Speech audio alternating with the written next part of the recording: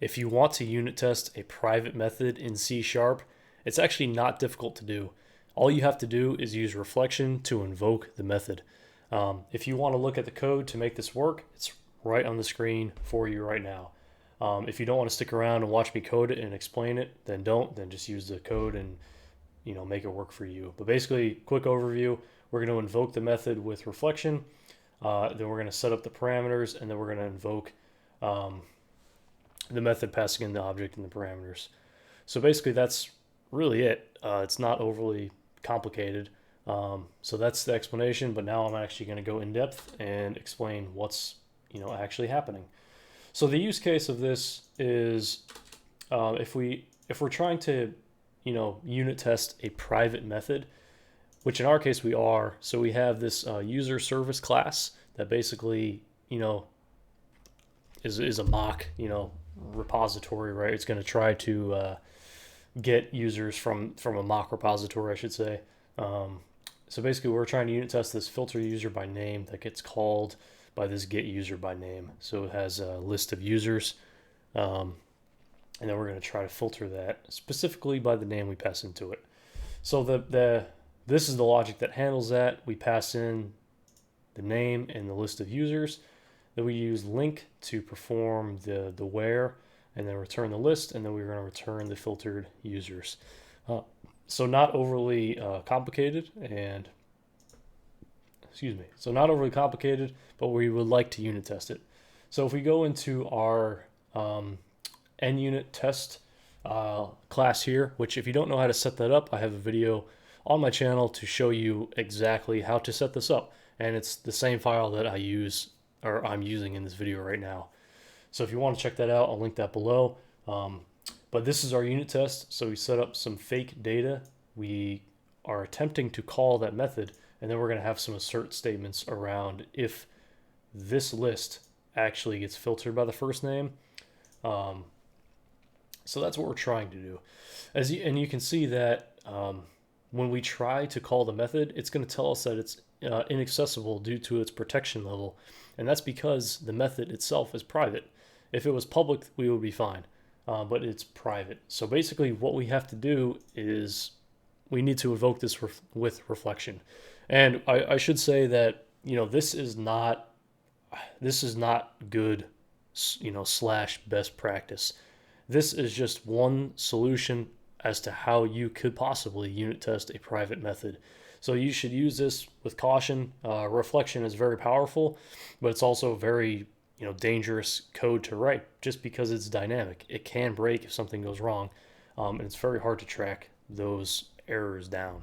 So this just take this with some caution and apply it, I think, sparingly, if at all. But this is just one solution that I have. So if you go, if we comment this out, I'm going to show you kind of the sequence of how we can set this up. So basically the first step of this is we're going to set up the reflection basically to get our method, but not actually invoke it yet. So basically what we have to do is we have to set up a variable of method info. And if method info is not available to you, you're probably just going to need to hover over and add the necessary using statement. The using statement is using system.reflection. So once you have that, it'll allow you to use method info, and then we can just name it, something like method, and then equals, and then the first thing we need is the actual object that the method we're trying to test belongs to. So in our case, we're trying to test this filter user by name method on the user service class. So the user service class is the object that we want to use. So we're going to need to instantiate that object, and you can see that I have done that already. So we have user service equals new user service. So that's the object that we're going to need to use because that's what the method belongs to. So we're going to say user service, and then we need to get the type. The reason we do that because that's part of reflection, right? Like we're not actually acting upon the that specific instance of the object. We just need the type to basically go out and look for that method name is one way to explain it. So if you type dot, the first thing you're going to see is get method, and that's exactly what we want. You can see if we hover over, it says searches for the public method with the specified name. Immediately you might think, well, if it only searches for public, how do we know, or how can we get the private? And that's where binding flags come into play. But before binding flags, you can see that we need to pass in the name of the method that we're trying to invoke. And the name of the method that we're trying to invoke is this right here. So if we just copy that method name, we can put that string in here. And since that method is private, we are going to need to use one of the overload methods here that includes the binding flags.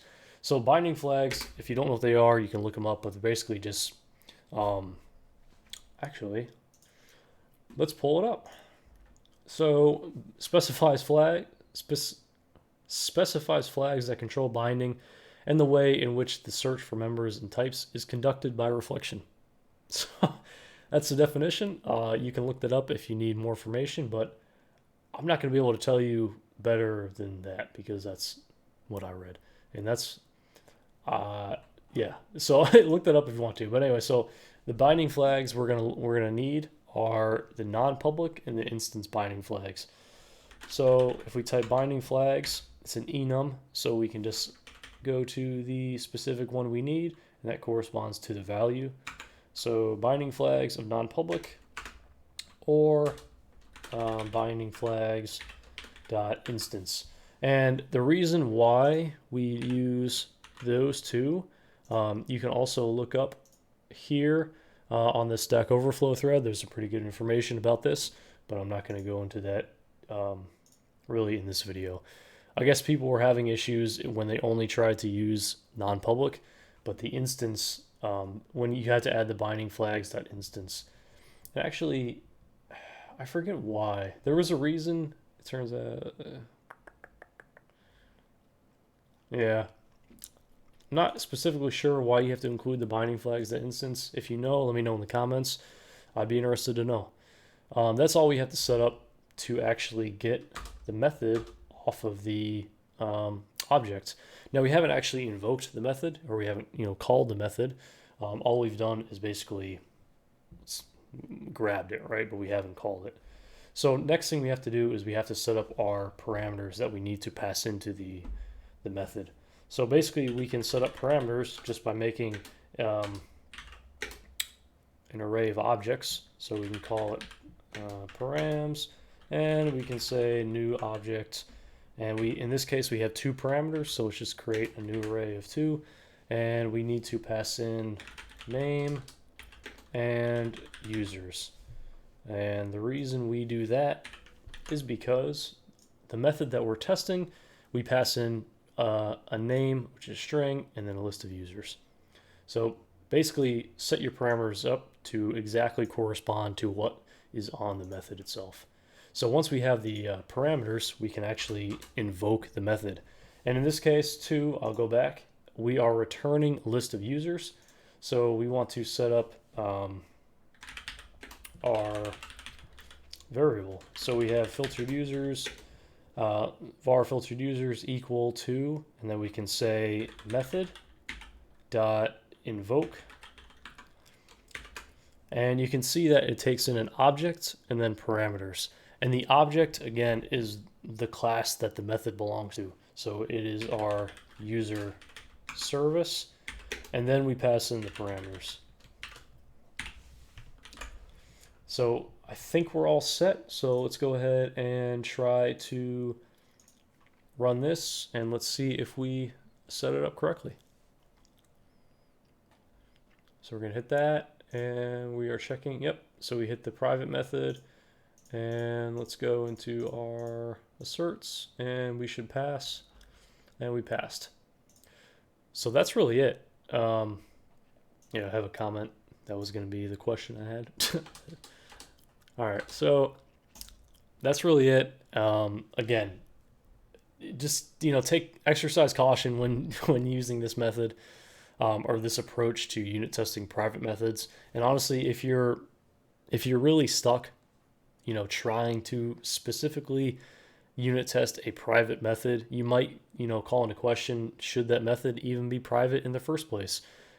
Because shouldn't you be able to unit test that specific functionality by calling the public method that calls the private method?